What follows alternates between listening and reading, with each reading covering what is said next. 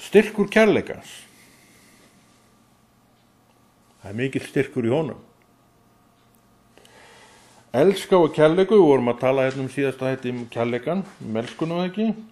Jú, elskuna og kærleikun, þetta eiginlega sama á sama meiði. En kærleikurinn svona efsta stigið af þessu. Að komast upp í kærleikan bara, þá held ég að maður sé nú bara á nokkuð góðum stað í sinni trúa lífi. Þannig að ef við horfum á alla þessa þætti út frá trúnni, þá sjáum við það að þetta ekkert létt verk að vera trúaður maður. Þannig að maður sem bara trúaður og hefur alveg ótal markmið, ég verð að ná þessu, ég þarf að ná elskunni, ég þarf að ná kærleikanum, ég þarf að ná að vaksa í trúnni, þó ekki sínum að líti í hænufell. Allt markmið, og í raunverulega þessi markmið rísa stór, því allt sem þú gerir í Kristi, það sem sagt styrkir þig sjálfan, og fyrir þér það ekki léttvægt eða lítið að vilja styrkjast í trúnniðinni. Sá maður sem heldur það að hann má alveg endurskoða hug sinn. Því það ekkert sjálfgefið að neitt af þessu gerist.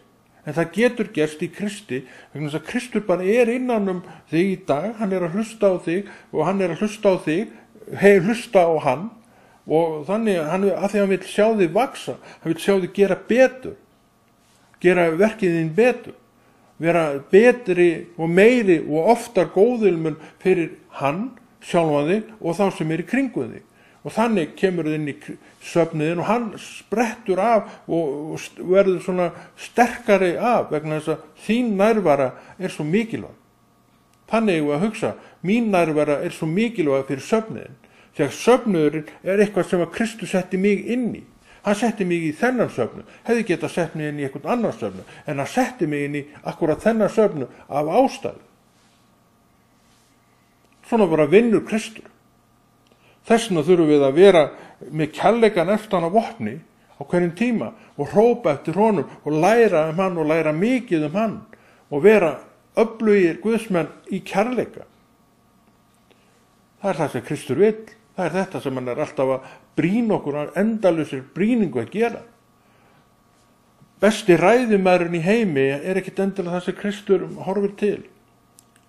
Besti með ræðumaður í heimi í Kristi, hann ekkert endilega kærleiksríkasti maðurinn í hópnum.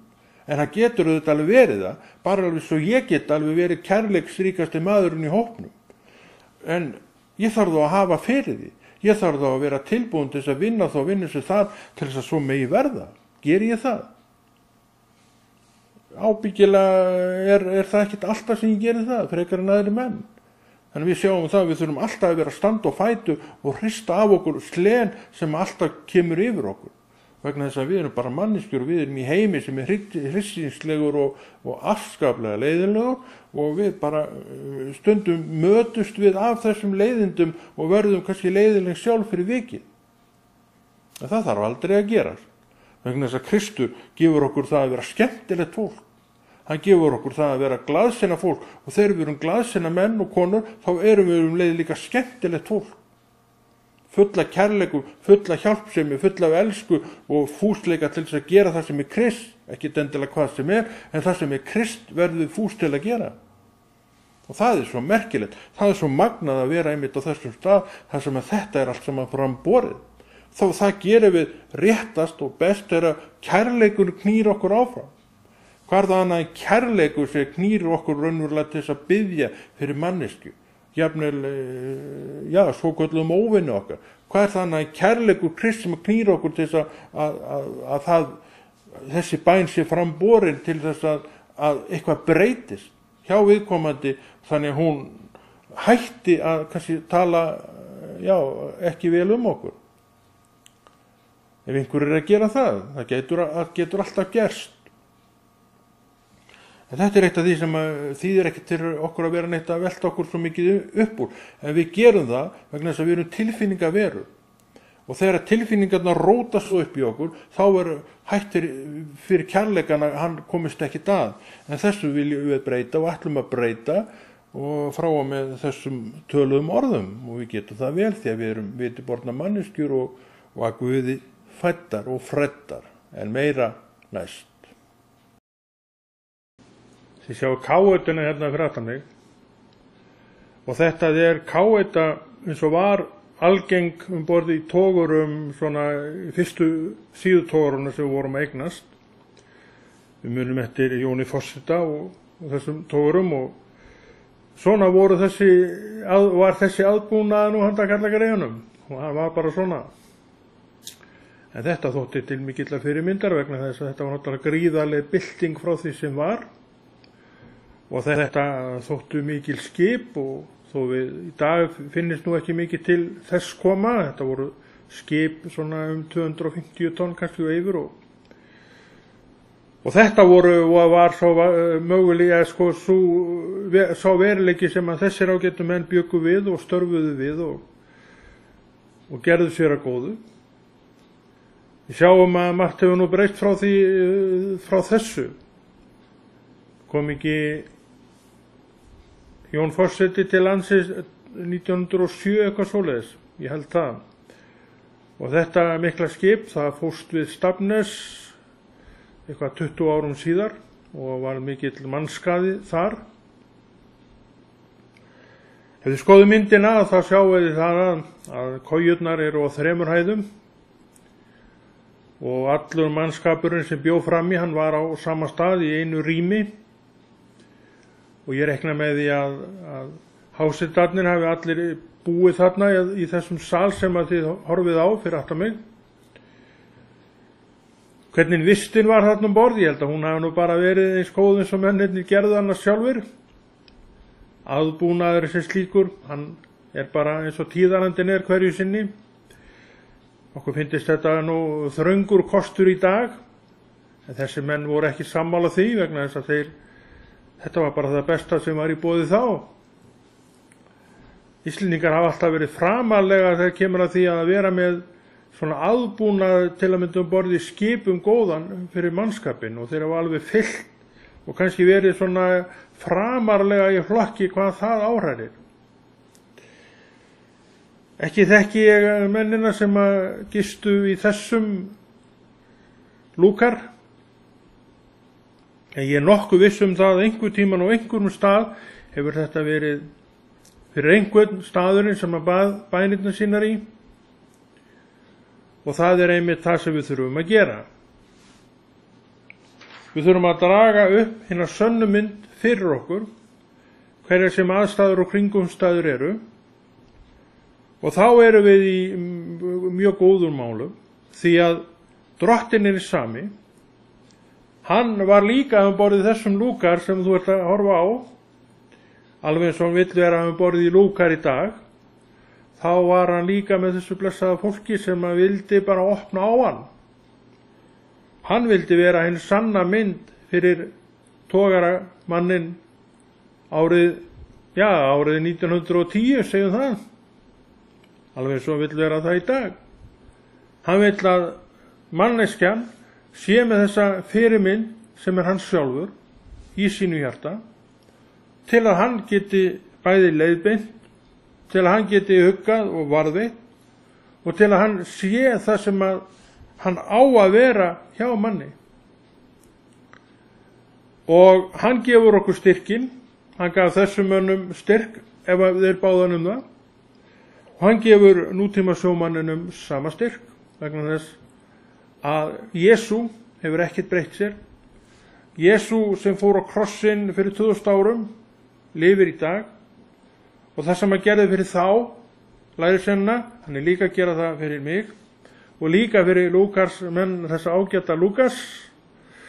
Úr hvaða skipi þetta hef ég ekki hugmyndum, en þetta svona fyrirmynd Lúkas frá þessum tíma.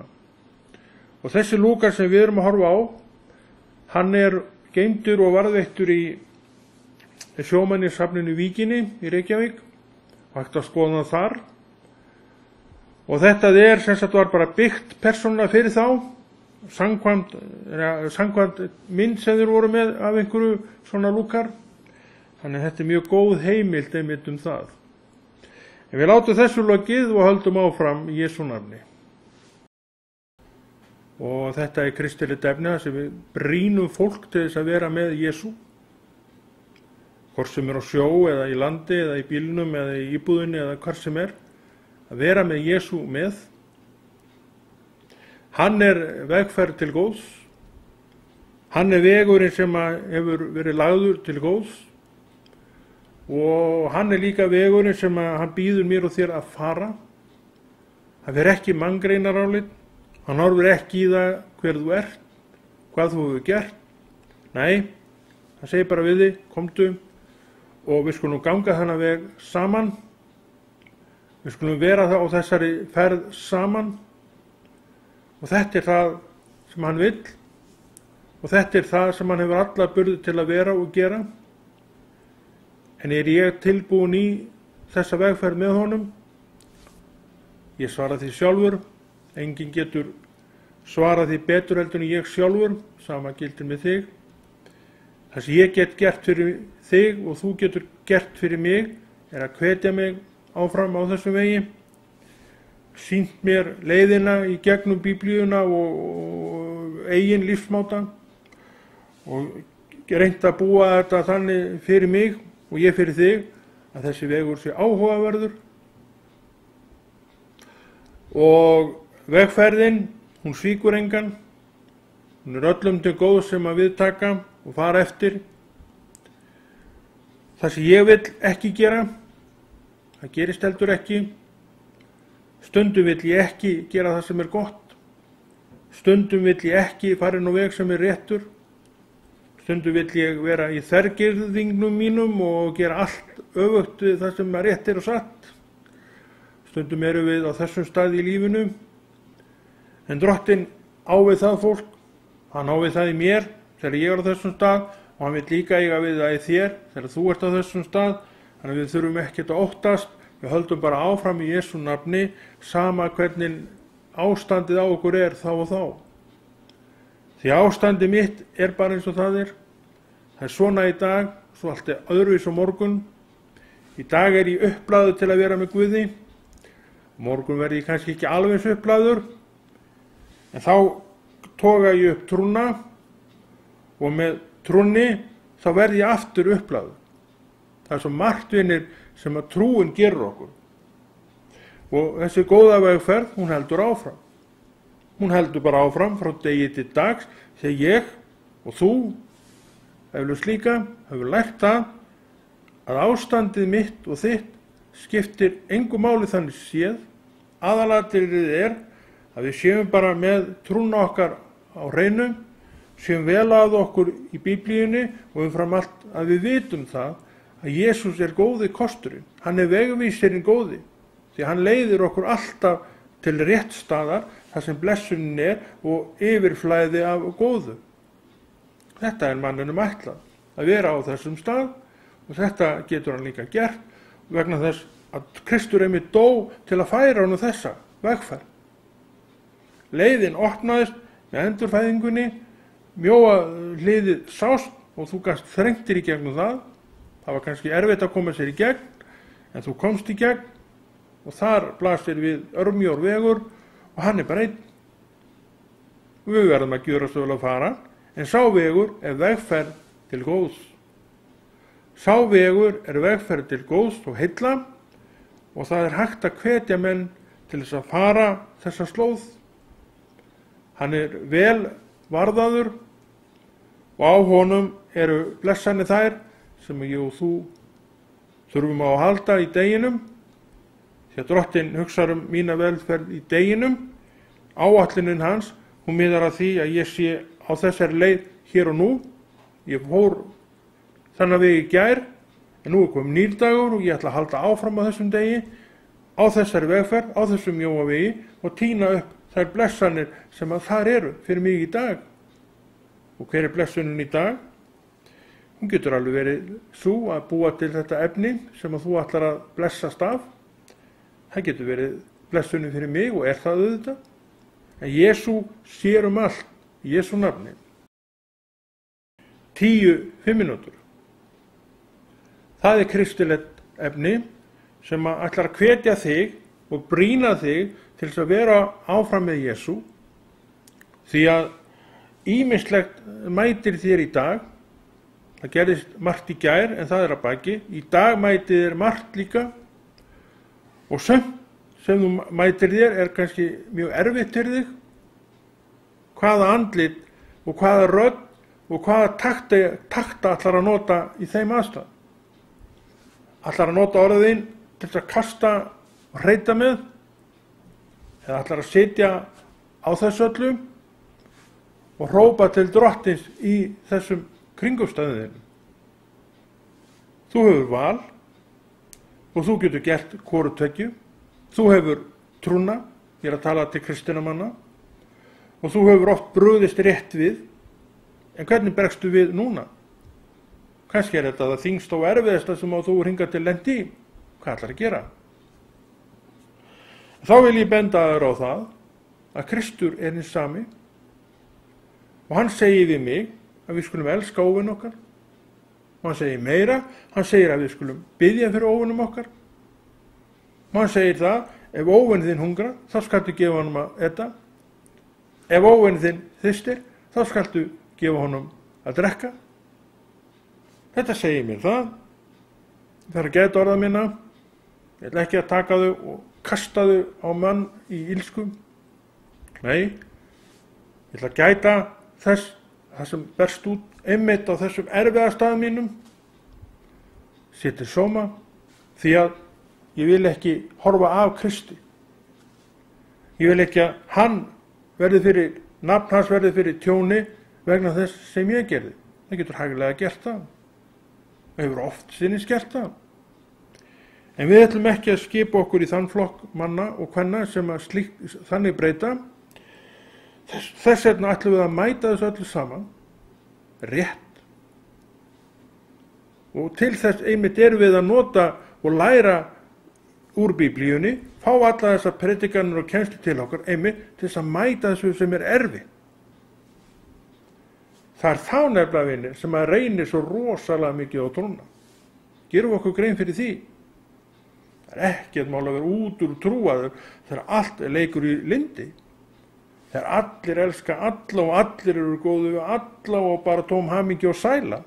Ekkert mál að vera trúaður á slíkum stundum. Nei.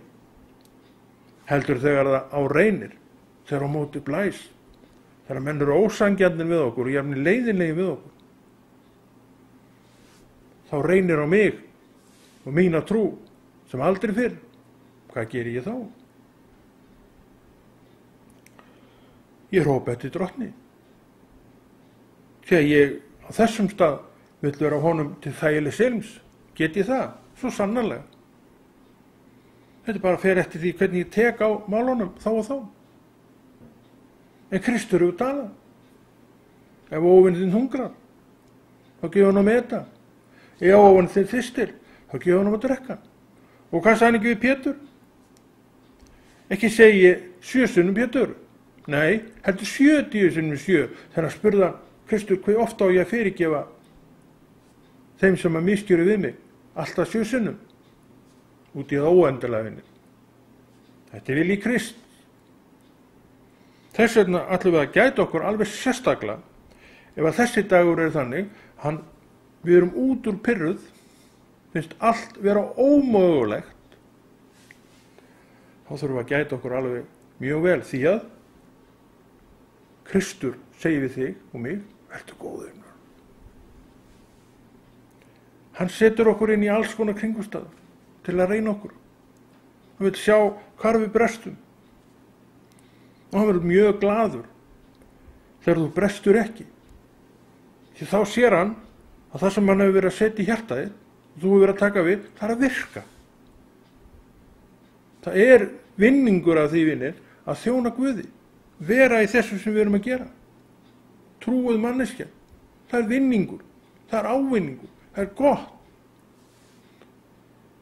En svo er það spurningin, hvað viljum við? Það er alltaf sama spurning. Og þessi vegferð er hálfnuð, eða verða á það, tökum 10 þætti og svo sjáum við til hvort við höldum áfram með þetta. Guð reyndar ræður því bara, ég gerir það ef hann vill það. Og ég kemst ekkert undan því að vera neitt að ströggla við Guð, þannig bara er það. Hann heldur mér bara við þetta, að fara í þetta verkefni og svo gengur kannski marga daga þá til loksins fer. Ég þekki Guð og ég veit til hvers ég er kallaður. Ég er kallaður til þess að uppörva og hvetja fólk til dáða og að hjálpa því til þess að vinna svona úr og benda því á ýmislegt í þeirra fari og mínu þetta líka sem að bara okkur gengur hreinlega erfiðlega með að höndla.